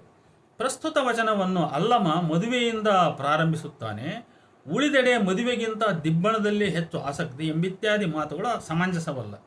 ಓಲೆ, ಲಗುನ, ವಿಗುನ ಎಂಬ ಪದಗಳಿದ್ದಾಕ್ಷಣ ಅಲ್ಲಿ ಮದುವೆಯ ಚಿತ್ರಣವೇನೂ ಇಲ್ಲ. ಅಲ್ಲಿರುವುದು ಮಾಯಾತ್ಮಕ ಸಂಸಾರ, ಶುಭಾಶುಭಗಳು, ವಿಘ್ನಗಳು, ನಶ್ವರ ದೇಹ. ನಾಗರಾಜರು ಬಹು ತಪ್ಪು ಆಲೋಚನೆಗಳನ್ನಿಲ್ಲಿ ವ್ಯಕ್ತಪಡಿಸಿರುವರು. ಮದುವೆಯ ಪ್ರಸ್ತಾಪ ಮಾಡಿ ಮಧುವಣಗಿತ್ತಿಯ ವರ್ಣನೆಗೆ ಹೋಗಿಬಿಡುತ್ತಾನೆ. ವ್ಯಂಗ್ಯದಿಂದ ಆ ಮಧುವಣಗಿತ್ತಿಯನ್ನು ಅರಗಿನ ಪುತ್ಥಳಿ ಎಂದ ಅಂತೇಳಿ ಅವರು ಅಲ್ಲಮನ ಬಗ್ಗೆ ಬರೀತಾರೆ. ವಚನದ ಮೊದಲ ಸಾಲಿನ ಅಂದರೆ ಮಾಯೆ ಸಂಸಾರವನ್ನೇ ವಚನದ ಮೂರನೆಯ ಸಾಲಿನ ಅರಗಿನ ಪುತ್ಥಳಿಯೊಂದಿಗೆ ಸಮೀಕರಿಸುವುದು ಪ್ರತಿಮೆಗಳನ್ನು ತಪ್ಪಾಗಿ ಹೊಂದಿಸಿದಂತೆ. ಅರಗಿನ ಪುತ್ಥಳಿ = ಅಶಾಶ್ವತ ದೇಹ ಎಂಬುದರಲ್ಲಿ ಯಾವ ಅನುಮಾನವಿಲ್ಲ. ಮುಂದುವರೆದ ನಾಗರಾಜ್ ಅವರು, ಶರೀರವೆನ್ನುವುದು ಬಾಳೆಯವನ, ಅರಗಿನ ಬೊಂಬೆ, ಮುಕ್ತಿಯ ಅನುಭವ ಎಂಬ ಆಶೆಯ ದಾಳಿಯನ್ನು ಅದು ತಡೆದುಕೊಳ್ಳಲಾರದು. ಅರಗಿನ ಬೊಂಬೆ ಆತ್ಮಜ್ಞಾನ ಎಂಬ ಅಗ್ನಿಯನ್ನು ತಾಳಿಕೊಂಡು ಅದು ಬಾಳಲಾರದು. ಹೀಗೆ ನಿಧಾನವಾಗಿ ನಾಗರಾಜ್ ಅವರು ಮಾಯೆ = ಅರಗಿನ ಪುತ್ಥಳಿ ಎಂಬ ತಮ್ಮ ಸಮೀಕರಣದಿಂದ ತಕ್ಷಣ ಹಾರಿ ಅರಗಿನ ಪುತ್ಥಳಿ = ದೇಹ ಎಂಬ ಸಮೀಕರಣಕ್ಕೆ ಬರುವರು. ಮುಂದುವರೆದು ಅವರ ಕೆಲವು ಅನವಶ್ಯಕ 4-5 ಸಾಲುಗಳನ್ನು ಬಿಟ್ಟಿದೆ. ಮುಂದುವರೆದು, ಉರಿಯ ಸೀರೆ ಎಂದರೆ ಆತ್ಮಜ್ಞಾನ ಎಂಬ ಬೆಂಕಿಯ ಸೀರೆ. ಇದು ಈ ವಚನ ಸಂದರ್ಭದಲ್ಲಿ ಸಮಂಜಸ ಅರ್ಥವಲ್ಲ. ಅರಗಿನ ಬೊಂಬೆ ಹೊತ್ತಿ ಉರಿಯುವುದು ಕೂಡ ಒಂದು ಸುಂದರ ದೃಶ್ಯವಾಗುತ್ತದೆ. ಇದು ವಚನದ 3-4ನೇ ಸಾಲುಗಳನ್ನು ಮರುಬರಹ ಮಾಡಿದಂತೆ. ಅಲ್ಲಮನ ನೋಟ ಉರಿಯ ಉಲ್ಲಾಸದ ಕಡೆಗೇ ಹೊರತು ಕರಗುವ ಕರುಣಾಜನಕ ದೃಶ್ಯದ ಕಡೆಗಲ್ಲ. ಇಲ್ಲಿ ಉರಿಯ ಉಲ್ಲಾಸದ ಪ್ರಶ್ನೆಯೇ ಇಲ್ಲ. ಅದು ನಶ್ವರ ದೇಹಕ್ಕೆ ಸುತ್ತಿ ಮೆರಗುವ ಕಾಮಾದಿ ಬಯಕೆಗಳ ಹಸಿವು ತೃಷ್ಯಗಳ ಉರಿಯ ಸೀರೆ. ಅರಗು ನೀರಾಗಲೇಬೇಕು, ಅಗ್ನಿಯ ಸಿರಿ ಸಿಂಗಾರವಾಗುತ್ತದೆ. ಇಂಥವೆಲ್ಲ ಇವರು ವ್ಯರ್ಥ ಮಾತುಗಳಿವು. ಅರಗಿನ ಪುತ್ಥಳಿಯಂಥ ಹೆಣ್ಣಿಗೆ ಪಂಜರದೊಳಾಡುವ ಬೆಕ್ಕು ಸಂಗಾತಿ. ನೋಡಿ, ಇಲ್ಲಿ ನಾಗರಾಜರು ಅರಗಿನ ಪುತ್ಥಳಿಯನ್ನು ಜೀವಾತ್ಮನ ದೇಹ = ಲಿಂಗಪತಿಗೆ ಸತಿ ಎಂದು ಭಾವಿಸಿದ್ದಲ್ಲಿ ಮಾತ್ರ ಈ ಬೆಕ್ಕು ಅಂದರೆ ಜೀವಾತ್ಮನು ಆ ಅಂಬರದೊಳಾಡುವ ಗಿಳಿ ಅಂದರೆ ಲಿಂಗಪತಿ ಪರಮಾತ್ಮ ಅದರ ಪ್ರತಿನಿಧಿಯಾಗಿ ಜೀವಾತ್ಮನಂದ್ರೆ ಸತಿಯ ಗಂಡು ಸಂಗಾತಿ ಪತಿ ಆಗಬಲ್ಲದು. ಆದರೆ ಅವರ ವಿಮರ್ಶೆಯೊಳಗೆ ಈ ಯಾವ ಅರ್ಥ ಸ್ಪಷ್ಟತೆಗಳೂ ಇಲ್ಲ. ಅವರ ಮುಂದಿನ ವಿವರಣೆ, ಪಂಜರದೊಳಗಿರಬೇಕಾದ ಗಿಣಿ ಅಂಬರದಲ್ಲಿದೆ, ಸ್ವತಂತ್ರದಿ ಜಿಗಿದಾಡುತ್ತಿರಬೇಕಾದ ಬೆಕ್ಕು ಪಂಜರದೊಳಗಿದೆ ಎಂಬಿತ್ಯಾದಿ ವಿವರ. ಪುಟ 201 ಕೊನೆಯ ಪ್ಯಾರಾಗ್ರಾಫ್ ವ್ಯರ್ಥ. ಅವರು ಗಿಳಿಯನ್ನು ಜೀವಾತ್ಮ, ಪರಮಹಂಸದ ಸಂಕೇತ, ಬೆಕ್ಕು ವಾಸನಾ ಶ್ರದ್ಧೆಯ ಸಂಕೇತ ಎಂದಿರುವುದು ಸಮಂಜಸವಲ್ಲ. ಗಿಳಿ = ಪರಮಾತ್ಮ, ಬೆಕ್ಕು = ಜೀವಾತ್ಮ ಎಂಬುದೇ ಸರಿ. ಆದರೆ ಅವರ ಈ ಅರ್ಥವನ್ನು ವಿರೋಧಿಸುವಂತೆಯೇ ಅವರದೇ ಈ ಮುಂದಿನ ಮಾತುಗಳನ್ನು ನೋಡಿ. ಗಿಳಿ ಎಂಬ ಪರಮಹಂಸದ ಸ್ಥಿತಿ ಅರಗಿನ ಪುತ್ಥಳಿ ಎಂಬ ರಂಭೆಯ ಸಖ್ಯದಿಂದ ಬಿಡುಗಡೆ ಪಡೆದು ಸ್ವತಂತ್ರನಾಗುವ ಕ್ರಮವನ್ನು ಅದೆಲ್ಲದರ ಜಟಿಲತೆಯೊಂದಿಗೆ ಅಲ್ಲಮ ಮಂಡಿಸುತ್ತಾನೆ ಅಂತ ಬರೀತಾರೆ ಎಂದು ಬರೆದಿರುವರು. ಗಿಳಿ ಈಕ್ವಲ್ಸ್ ಟು ಪರಮಹಂಸದ ಸ್ಥಿತಿ ಈಕ್ವಲ್ಸ್ ಟು ಪರಮಾತ್ಮ. ಆದರೆ ಅವರ ಮಾತಿಗೆ ಒಂದು ಸಣ್ಣ ತಿದ್ದುಪಡಿ ತರಬೇಕಾಗುತ್ತದೆ ಅದರ ತರ್ಕವನ್ನು ಸರಿಪಡಿಸಲು. ಅಂಬರವಾಸಿ ಪರಮಾತ್ಮನಾದ ಗಿಳಿಯು ದೇಹವಾಸಿ ಪಂಜರವಾಸಿ ಜೀವಾತ್ಮನಾದ ಬೆಕ್ಕನ್ನು ನುಂಗಿ ಆ ನಶ್ವರ ಪಂಜರದಿಂದ ಹೊರಹಾರುವ ಮೂಲಕ ಅದು ಆ ಮಾಯೆ ಸಂಸಾರ ರಂಭೆಯ ತೋಳಿಂದ ಮುಕ್ತಿ ಪಡೆಯುವುದು. ಗಿಳಿಯು ಅಂದರೆ ಪರಮಾತ್ಮ, ಬೆಕ್ಕನ್ನು ಅಂದರೆ ಜೀವಾತ್ಮನನ್ನು ಬಂಧನದಿಂದ ಅಂದರೆ ಅರಗಿನ ಪುತ್ಥಳಿ ಪಂಜರದಿಂದ ಬಿಡುಗಡೆಗೊಳಿಸುವುದು. ಇದು ಜೀವನ್ಮುಕ್ತಿಯ ಕತೆ. ಹೀಗೆ ಹೇಳಿದಾಗ ಆ ಅರ್ಥ ಒಂದು ಲಾಜಿಕ್ಕಲ್ಲಿ ಕರೆಕ್ಟಾಗಿ ಆ ವಚನಕ್ಕೆ ಅದು ಹೊಂದಿಕೊಳ್ತೈತೆ. ಹೀಗೆ ತಾರ್ಕಿಕ ಅಭಾಸಗಳು, ಅಸಂಗತ ವ್ಯಾಖ್ಯಾನಗಳು ಅವರ ವಿಮರ್ಶೆಯ ಓದಿಗೆ, ಸೂಕ್ಷ್ಮ ಓದಿಗೆ ಬಹಳಷ್ಟು ಎದ್ದು ಕಾಣ್ತವೆ. ಪುಸ್ತಕ ಯಾಕೆ ತೊಡಕು ಅವರ ಗ್ರಂಥ ಇದು ಓದಲಿಕ್ಕೆ ಅಂತ ಹೇಳಿದರೆ ಈ ಅಭಾಸಗಳೇ ಕಾರಣ. ಒಂದು ರೀತಿಯ ಇನ್ಕಾಂಗ್ರಸ್ ಆಗಿರ್ತಕ್ಕಂಥ, ಒಂದಕ್ಕೊಂದು ಹೊಂದಿಕೆ ಇಲ್ಲದ ಇಲ್ಲಾಜಿಕಲ್ ಆಗಿರ್ತಕ್ಕಂಥ ವಾಕ್ಯಗಳು, ಚರ್ಚೆಗಳು, ಅನವಶ್ಯಕವಾದ ವಿವರಗಳು, ಇಂಥವೆಲ್ಲ ಕಾರಣ. ಈಗ ಮತ್ತೆ ಮುಂದುವರಿಯೋಣ.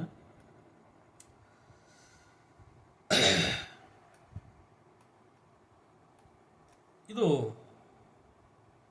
1578ನೇ ವಚನ, ಆದರೆ ಅವರು 1191 ಅಂತ ತಪ್ಪಾಗಿ ಕೊಟ್ಟಿದ್ದಾರೆ. ಸ್ವಾನುಭಾವದ ಬೆಳಕಿನಲ್ಲಿ ಒಂದು ಬೆಕ್ಕು ಹುಟ್ಟಿತ್ತು. ಆ ಬೆಕ್ಕಿನ ತಲೆಯ ಮೇಲೊಂದು ಗಿರಿ ಹುಟ್ಟಿತ್ತು. ಗಿರಿಯ ಮೇಲೆರಡು ರತ್ನ ಹುಟ್ಟಿದವು. ಆ ರತ್ನಗಳನ್ನು ಅರಸಿಕೊಂಡು ಬರಲು ಅವು ತನ್ನವಗ್ರಹಿಸಿದವು. ಒಂದು ರತ್ನ ಅಂಗವನವಗ್ರಹಿಸಿತು, ಮತ್ತೊಂದು ರತ್ನ ಪ್ರಾಣವನವಗ್ರಹಿಸಿತು. ಆ ರತ್ನಗಳ ಪ್ರಭೆ ತಾನಾದ ನಮ್ಮ ಗುಹೇಶ್ವರನ ಶರಣ ಸಿದ್ದರಾಮಯ್ಯ ದೇವರ ನಿಲವಿಂಗೆ ನಮೋ ನಮೋ ಎನ್ನುತ್ತಿರ್ದೆನಯ್ಯ ಚನ್ನಬಸವಣ್ಣ ಅಂತೇಳಿ ಈ 1578ನೇ ವಚನ ಹೇಳ್ತದೆ. ಅವರು ಅದನ್ನು 1191 ಅಂತ ಕೊಟ್ಟರು. ಈ ಹಿಂದಿನ ವಚನದ ಚರ್ಚೆಯಲ್ಲಿ ಬೆಕ್ಕು ಜೀವನ ಪ್ರತಿಮೆಯಾಗಿ ಬಂದಿದೆ. ಇಲ್ಲಿಯೂ ಅದು ಜೀವನೇ ಆದರೂ ಅಂಗದೊಳಗಿನ ಆತ್ಮನನ್ನು ಮುಖ್ಯವಾಗಿ ಸೂಚಿಸುತ್ತಿಲ್ಲ ಎನಿಸುತ್ತದೆ. ಆ ಜೀವನ ತಲೆಯ ಮೇಲೆ ಹುಟ್ಟಿದ ಗಿರಿ ಬಹುಶಃ ಶಿವಜ್ಞಾನ. ಆ ಶಿವಜ್ಞಾನವೆಂಬ ಗಿರಿಯ ಮೇಲೆ ಹುಟ್ಟುವ ಎರಡು ರತ್ನಗಳು ಜೀವಾತ್ಮ ಮತ್ತು ಪರಮಾತ್ಮ. ಆ ಶಿವಜ್ಞಾನ ಹುಟ್ಟಿಸುವ ಸಂಕಲ್ಪದಿಂದ ಅಥವಾ ಮಾರ್ಗದರ್ಶನದಿಂದ ಈ ಎರಡು ರತ್ನಗಳನ್ನು ಹೊಂದಲು ಅಥವಾ ಅವಗ್ರಹಿಸಲು ಜೀವನು ಅಥವಾ ಅಂಗನು ಅರಸಿಕೊಂಡು ಅಂದರೆ ಹುಡುಕಿಕೊಂಡು ಬರಲು ಆ ರತ್ನಗಳಲ್ಲಿ ಒಂದು ರತ್ನವಾದ ಶುದ್ಧ ಜೀವ ಅಂದರೆ ಪ್ರಾಣನು, ಜೀವಾತ್ಮನು ಜೀವನ ಅಂಗವನ್ನು, ಇನ್ನೊಂದು ರತ್ನವಾದ ಪರಮಾತ್ಮನು ಆ ಜೀವನ ಪ್ರಾಣ ಅಥವಾ ಆತ್ಮವನ್ನು ಅವಗ್ರಹಿಸಿದವು ಅನುಕ್ರಮವಾಗಿ. ಅವಗ್ರಹಿಸು ಎಂದರೆ ಒಂದು, ಅಂಟಿಕೊಳ್ಳು, ಒಳಹೊಕ್ಕು ಎಂದರ್ಥ. ಇದೊಂದು ರೀತಿ ಅಂತರ್ಧಾನಗೊಳಿಸುವ ಕ್ರಿಯೆ. ಹೀಗೆ ಜೀವಾತ್ಮ ಅಂದರೆ ಅಂಗ ಮತ್ತು ಪರಮಾತ್ಮ ಲಿಂಗ ಒಂದಕ್ಕೊಂದು ಸೇರಿಕೊಂಡ ಬಳಿಕ ಶಿವೈಕ್ಯದ ಪ್ರಭೆ ಹುಟ್ಟಿಕೊಂಡಿತು. ಸಿದ್ದರಾಮಯ್ಯನು ಹೀಗೆ ಶಿವಜೀವ ಬೆರೆತು ಸೃಷ್ಟಿಸಲ್ಪಟ್ಟ ಸ್ವಯಂ ಪ್ರಕಾಶ ತಾನಾಗಿ ಬೆಳಗುತ್ತಿರುವುದನ್ನು ಕಂಡು ನಮೋ ನಮೋ ಎಂದು ತನ್ನ ಭಕ್ತಿ ಸಮರ್ಪಿಸುವನು ಅಲ್ಲಮ ಪ್ರಭು. ಇದು ನನ್ನ ಗ್ರಹಿಕೆ. ಇದು ನಾನು ಈ ವಚನವನ್ನು ವಿಶ್ಲೇಷಿಸುವ ಮತ್ತು ವಿವರಿಸುವ ರೀತಿ. ಡಾಕ್ಟರ್ ನಾಗರಾಜರ ವಿಮರ್ಶೆ ಏನು ಹೇಳುತ್ತೆ ನೋಡೋಣ. ಇಲ್ಲಿ ಅಲ್ಲಮ ಸಾಂಕೇತಿಕ ಭಾಷೆ ಮತ್ತು ಚಾರಿತ್ರಿಕ ಕಥನಗಳೆಂಬ ಎರಡು ಭಿನ್ನ ಅಭಿವ್ಯಕ್ತಿ ಕ್ರಮಗಳನ್ನು ಒಂದೇ ಬೀಸಿನಲ್ಲಿ ಬೆರೆಸುತ್ತಾನೆ. ತನ್ನ ದಾರ್ಶನಿಕ ಪರಿಭಾಷೆಯಲ್ಲಿ ಸಿದ್ದರಾಮಯ್ಯನ ವ್ಯಕ್ತಿತ್ವವನ್ನು ಬೆಲೆ ಕಟ್ಟುವ ವಚನ ಇದೆಂದು ನೋಡಲು ಸಾಧ್ಯವಿದೆ. ಇಲ್ಲಿ ಬರುವ ಬೆಕ್ಕು, ಗಿರಿ, ರತ್ನ ಇವುಗಳಿಗೆ ಸ್ಥೂಲಾರ್ಥ ಮಾತ್ರವಲ್ಲ, ಅವು ನಿರ್ದಿಷ್ಟ ವ್ಯಾಖ್ಯಾನದ ಸಾಧನಗಳಾಗಿಯೂ ಕೆಲಸ ಮಾಡುತ್ತಿವೆ. ಚಾರಿತ್ರಿಕ ವ್ಯಕ್ತಿಗಳ ಬಗ್ಗೆ ಮಾತಾಡುವಾಗ ಅಂದರೆ ಇಲ್ಲಿ ಸಿದ್ದರಾಮ, ಅಲ್ಲಮ ಮನೋವಿಶ್ಲೇಷಣಾತ್ಮಕ ಮಾದರಿಯನ್ನು ಬಳಸುವುದಿಲ್ಲ. ಅದಕ್ಕೆ ಕಾವ್ಯಾಕೃತಿಯ ಮಿತಿಯೂ ಒಂದು ಕಾರಣ. ಇಡೀ ಒಂದು ಪ್ಯಾರಾಗ್ರಾಫ್ನಲ್ಲಿ ಫ್ರಾಯ್ಡನ ಉಲ್ಲೇಖದೊಂದಿಗೆ ಇಷ್ಟೇ ಚರ್ಚೆ. ಇನ್ನೊಂದು ಕಾರಣ ಮನಃಶಾಸ್ತ್ರೀಯ ವಿಧಾನದ ಬಗೆಗಿರುವ ಮೂಲ ಸಂದೇಹ. ಬೌದ್ಧರ ಮನೋವಿಜ್ಞಾನ ಮೀಮಾಂಸೆಯನ್ನು ಕಲಿಯದ ಅಲ್ಲಮನಿಗೆ ಒಟ್ಟಾರೆ ಮನೋವೈಜ್ಞಾನಿಕ ಮಾದರಿಯ ಬಗ್ಗೆ ಅವನಿಗಿರುವ ತಕರಾರುಗಳು, ಮಾನಸಿಕ ವ್ಯಾಪಾರಗಳೇ ಅದರ ವಸ್ತುವಾಗಿ, ಮನಸ್ಸೇ ಅದರ ವಿಶ್ಲೇಷಣಾತ್ಮಕ ವಿಧಾನವಾಗಿದ್ದಾಗ ಯಾವುದರಲ್ಲಿ ಯಾವುದು ಬೆರೆತು ಹೋಗುತ್ತದೆ, ಯಾವುದು ಯಾವುದನ್ನು ವಿಶ್ಲೇಷಣೆ ಮಾಡುತ್ತದೆ ಎಂದು ಹೇಳುವುದು ಕಷ್ಟ. ಅಲ್ಲಮನ ಪರಿಭಾಷೆಯಲ್ಲಿ ನೆನೆವ ಪರಿಕರವನ್ನು ನಂಬುವುದು ಕಷ್ಟ. ಈ ಹಿನ್ನೆಲೆಯಲ್ಲಿ ಅಲ್ಲಮ ಸಂಕೇತ ಮಾರ್ಗವನ್ನು ತನ್ನ ಚಾರಿತ್ರಿಕ ವ್ಯಕ್ತಿ ವಿಶ್ಲೇಷಣೆಗೆ ಬಳಸಿಕೊಳ್ಳುತ್ತಾನೆ. ಪ್ರಸ್ತುತ ವಚನದ ಎಲ್ಲ ಸಂಕೇತಗಳು ಅಂತಿಮ ಸಾಧನೆಯ ಅಥವಾ ಪೂರ್ಣ ವಿಕಾಸದ ಸೂಚಕಗಳಲ್ಲ.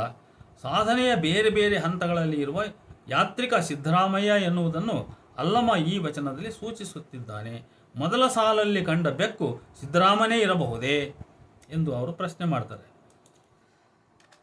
ನಾಗರಾಜ್ ಅವರು ಈ ವಚನದ ಕಥೆಯನ್ನು ಇಲ್ಲಿಗೆ ನಿಲ್ಲಿಸಿ ಬೆಕ್ಕನ್ನು ಹೆಸರಿಸುವ ಇನ್ನೊಂದು ವಚನಕ್ಕೆ ಅವರು ಪ್ರಯಾಣ ಮಾಡ್ತಾರೆ.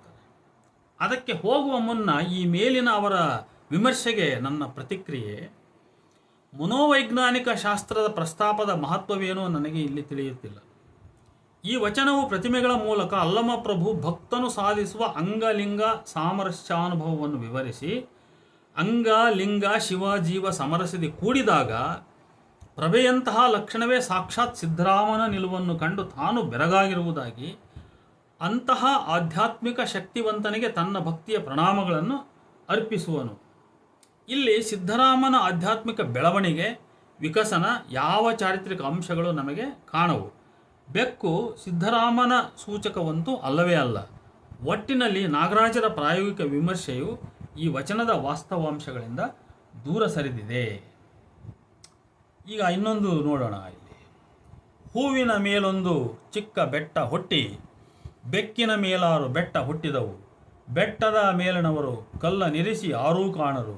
ಒಂದು ಗಿರಿ 148 ಲಕ್ಷ ಮುಖವು, ನಾನೊಂದು ಮುಖದಲ್ಲಿ ಇದ್ದೇನೆ ಕಾಣ ಗುಹೇಶ್ವರ ಅಂತೇಳಿ 1605ನೇ ವಚನ.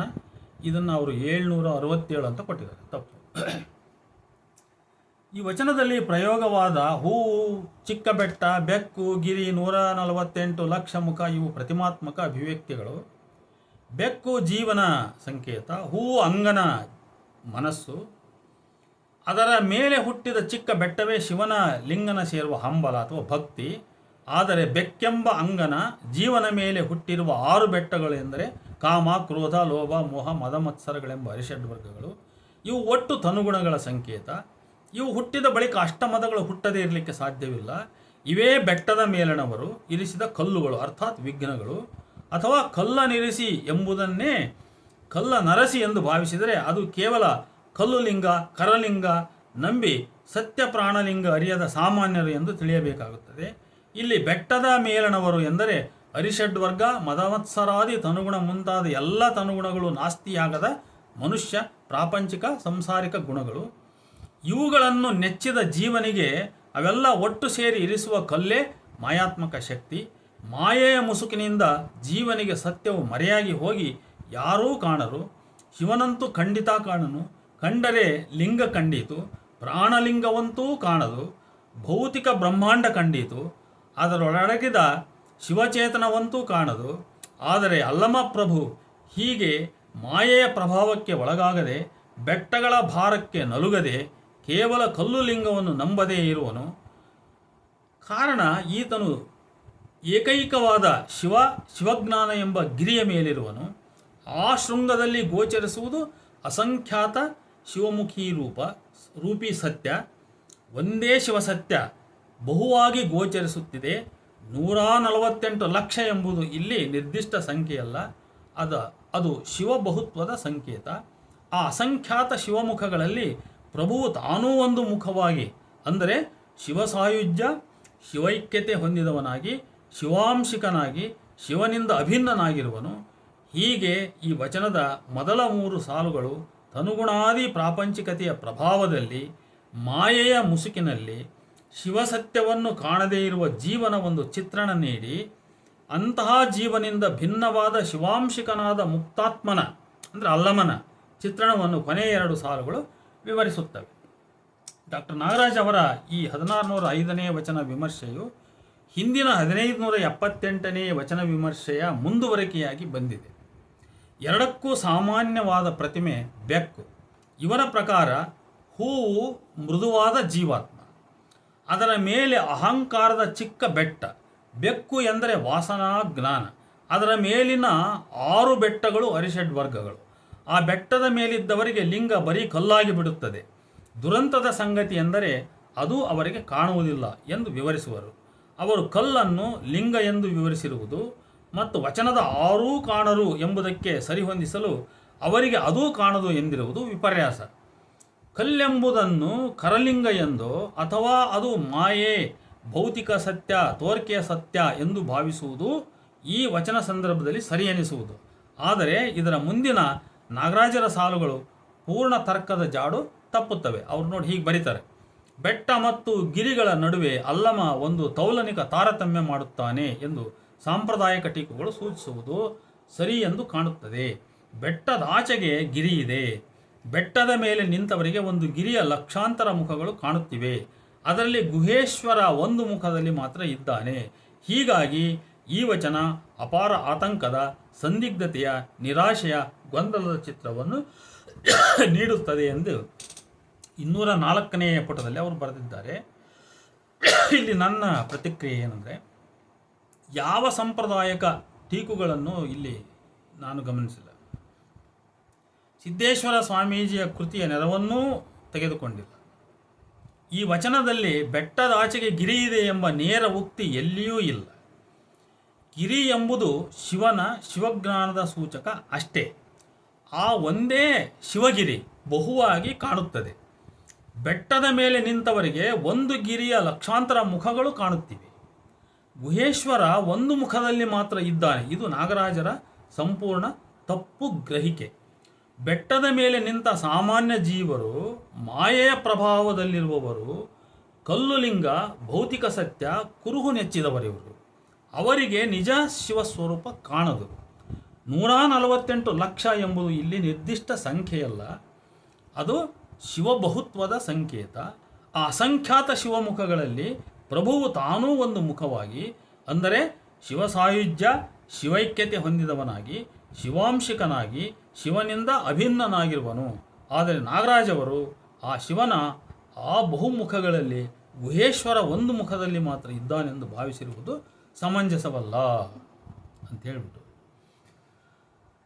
ಇನ್ನು ಇನ್ನೊಂದು ವಚನ: ಅಟ್ಟದ ಮೇಲೆ ಹರಿದಾಡುವ ಇಲಿ ಕಾದಿದ್ದ ಬೆಕ್ಕ ತಪ್ಪಿಸಿ ಬೆಕ್ಕಿನ ಕಣ್ಣೊಳಡಗಿತ್ತು, ಕಣ್ಣು ಇಲಿಯೂ ಕೂಡೆ ಗುಹೇಶ್ವರ ಲಿಂಗವ ಕಂಡುದಿಲ್ಲ ಅಂತೇಳಿ 747ನೇ ವಚನ ಇದು. ಅದನ್ನು ಅವರು 1214 ಅಂತ ತಪ್ಪು ಸಂಖ್ಯೆ ಕೊಟ್ಟಿದ್ದಾರೆ. 1214 ಅಂತ, ಅದು 747. ಈ ವಚನದಲ್ಲಿಯೂ ಕೂಡ ಬೆಕ್ಕೆಂಬುದು ಜೀವಾತ್ಮನೇ ಸರಿ. ಅಟ್ಟದ ಮೇಲೆ ಹರಿದಾಡುವ ಇಲಿ ಎಂದರೆ ಇದು ಜೀವನ ಮರ್ಕಟ ಮನಸ್ಸಿನ ಚಾಂಚಲ್ಯದ, ಸಂಸಾರಿಕ ಐಹಿಕ ಸುಖಭೋಗದ ಬೇಟೆಯಾಡಿ ಸುಖಿಸಲು ಪ್ರಲೋಭಿಸುವ ಗುಣಸ್ವಭಾವಗಳ ಸಂಕೇತ. ಆ ಇಲಿಯು ಶಿವಸಾಯುಜ್ಯದ ಹಸಿವು ಹಂಬಲದಲ್ಲಿ ಶಿವನ ಕಾಣುವ, ಲಿಂಗನ ಕಾಣುವ ತವಕದಲ್ಲಿ ಕಾಯುತ್ತಿದ್ದ ಜೀವಾತ್ಮನ ಅಂಗನ ಕಣ್ಣುಗಳನ್ನು ತಪ್ಪಿಸಿ ಶಿವಜಾಗೃತವಾದ ಆತ್ಮಕ್ಕೆ ವಂಚಿಸಿ ಆ ಅಂಗನ ಕಣ್ಣೊಳಗೆ ಸೇರಿಬಿಟ್ಟಿತು. ಇದರ ಪರಿಣಾಮವಾಗಿ ಆ ಶಿವನ ಕಣ್ಣುಗಳೀಗ ಇಲಿಯ ಕಣ್ಣುಗಳೇ ಆದವು. ಇಲಿಯನ್ನು ಬೇಟೆಯಾಡಬೇಕಾದ ಬೆಕ್ಕಿನ ಕಣ್ಣುಗಳೇ ಈಗ ಇಲಿಯ ಕಣ್ಣಾಗಿ ಬಿಟ್ಟವಲ್ಲ. ಇದು ವಿಚಿತ್ರ. ಅರ್ಥಾತ್ ತನುಗುಣ ಒಳಿಯದ ಜೀವನ, ಭವತ್ವ ನೀಗದವನ ದೃಷ್ಟಿಗಳೇ ಆದವು. ಹೀಗೆ ಭಕ್ತ ಜೀವನ ಕಣ್ಣುಗಳಿಗೆ ಈ ತನುಗುಣ ಭವತ್ವದ ಕಣ್ಣು ಅರ್ಥಾತ್ ಇಲಿಯ ಕಣ್ಣು ಸಂಯೋಗವಾಗಿ ಅವು ಅಭಿನ್ನವಾಗಿ ಬೆರೆತಾಗ ಅಂಥ ದೃಷ್ಟಿಗೆ ಆ ಶಿವಲಿಂಗವನ್ನು, ಗುಹೇಶ್ವರ ಲಿಂಗವನ್ನು ಎಂತೂ ಕಾಣಲು ಸಾಧ್ಯ? ಭಕ್ತತ್ವದ ಭಾವನೆಗಳು, ಭಕ್ತತ್ವದ ದೃಷ್ಟಿ ಮಾಯವಾಗಿ ಭವತ್ವದ ದೃಷ್ಟಿ ಆ ಭಕ್ತನಿಗೆ ಬಂದುಬಿಟ್ರೆ ಇನ್ನು ಶಿವನಿಗೆ ಶಿವದರ್ಶನ ಆಗಲಿಕ್ಕೆ ಹೇಗೆ ಸಾಧ್ಯ? ಅದು ಕಾಣಲಿಲ್ಲ, ಭವ ನೀಗಲಿಲ್ಲ. ಇದು ಈ ವಚನದ ಸಾರ. ನಾಗರಾಜರ ವಿಮರ್ಶೆ ಏನು ಹೇಳುತ್ತೆ ಅಂದರೆ, ಸಾಂಪ್ರದಾಯಿಕ ಟೀಕಾಕಾರರು ಅಲ್ಲಮನಲ್ಲಿ ಇಲಿಗೆ ವಿವೇಕ ಎಂದು ಅರ್ಥ ನೀಡುತ್ತಾರೆ ಎಂಬ ಅಭಿಪ್ರಾಯ ಸಂಪೂರ್ಣ ತಪ್ಪು. ಅವರು ಇಲಿ ಅಂದರೆ ವಿವೇಕ ಅಂತ, ಇದು ತಪ್ಪು, ಸಂಪೂರ್ಣ ತಪ್ಪು. ಅದು ಬೆಕ್ಕು ಎಂದರೆ ತೀವ್ರ ಏಕಾಗ್ರತೆಯ ಸಂಕೇತ, ರಾತ್ರಿಯಲ್ಲೂ ಕಾಣುವ ಪರಿಪೂರ್ಣ ಜ್ಞಾನ ಎಂಬ ಇನ್ನೊಂದು ಅರ್ಥವನ್ನು ಹಚ್ಚಲಾಗಿದೆ ಎಂಬುದನ್ನು ಕೆಲಮಟ್ಟಿಗೆ ಒಪ್ಪಬಹುದು. ಶಿವಜಾಗ್ರತೆ ಇರುವ, ಶಿವನ ಮೇಲೆ ತೀವ್ರ ಏಕಾಗ್ರಚಿತ್ತ ಬೆಳೆಸಿಕೊಂಡ ಜೀವನ ಸಂಕೇತ ಎಂದು ಭಾವಿಸಲು ಅಡ್ಡಿ ಇಲ್ಲ. ಆದರೆ ಬೆಕ್ಕಿನ ಈ ಕ್ರಿಯೆ ಯಶಸ್ವಿಯಾಗಬೇಕಾದರೆ ಇದರ ದೃಷ್ಟಿಯನ್ನೇ ವಂಚಿಸಿ ಆ ಕಣ್ಣೊಳಗೆ ಸೇರುವ ಕುಯುಕ್ತಿ ಆಟದಲ್ಲಿ ತೊಡಗಿದ ಇಲಿಯನ್ನೇ ಕೊಲ್ಲಬೇಕು. ಆದರೆ ನಾಗರಾಜರು ಭಾವಿಸಿದಂತೆ ಇಲ್ಲಿ ಇಲಿಯು ವಿವೇಕ ಅಥವಾ ಶಿವಚಿತ್ತವನ್ನು ಕೊಂದರೆ ಭಕ್ತನೆಂತುಳಿಯುವನು. ನೋಡಿ, ಈ ಥರದ ಕಾಂಟ್ರಡಿಕ್ಷನ್ ಶುರುವಾಗ್ತವೆ. ಇದು ಅಸಮಂಜಸ. ಇಲ್ಲಿ ಪೂರ್ಣ ವಚನದ ತಾರ್ಕಿಕ ಅರ್ಥ ನೀಡಿದ ಡಾಕ್ಟರ್ ನಾಗರಾಜ್ ಅವರು ಈ ಮುಂದಿನ ನಿರ್ಣಯ ನೀಡಿ ಕೈ ತೊಳೆದುಕೊಂಡಿರುವರು. ಅವರೊಂದು ಕನ್ಕ್ಲೂಷನ್ ಕೊಟ್ಟುಬಿಡ್ತಾರೆ. ಅವರು ಅಲ್ಲಿ ಬಿಟ್ಬಿಡ್ತಾರೆ. ಅಲ್ಲಮನ ಸೃಜನಾತ್ಮಕ ವೈರುಧ್ಯ ಅಥವಾ ಸೃಜನಾತ್ಮಕ ಸಂದಿಗ್ಧತೆಯ ಮಾದರಿ ಇಲ್ಲಿ ಪೂರ್ಣ ಪ್ರಮಾಣದಲ್ಲಿ ಕೆಲಸ ಮಾಡುತ್ತದೆ ಎನ್ನುವುದು ಸ್ಪಷ್ಟ. 204ನೇ ಪೇಜ್. ಈ ವಚನವನ್ನು ಭಕ್ತ ದಾರ್ಶನಿಕ ದೃಷ್ಟಿಯಿಂದ ನೋಡದೇ ಇರುವುದೇ ನಾಗರಾಜರ ಅಪವ್ಯಾಖ್ಯಾನಗಳಿಗೆ ಕಾರಣ ಅಂತ ನಾನು ಸ್ಪಷ್ಟವಾಗಿ ಹೇಳಬಲ್ಲೆ. ಹೀಗೆ ಇನ್ನೂ ಮುಂದೆ ಈ ಪ್ರಾಯೋಗಿಕ ವಿಮರ್ಶೆಯ ಭಾಗ ಮುಂದುವರಿತದೆ. ಇಲ್ಲಿಗೆ ಈ ವಿಡಿಯೋವನ್ನು ಇಲ್ಲಿಗೆ ಮುಕ್ತಾಯಗೊಳಿಸೋಣ. ನಮಸ್ಕಾರ.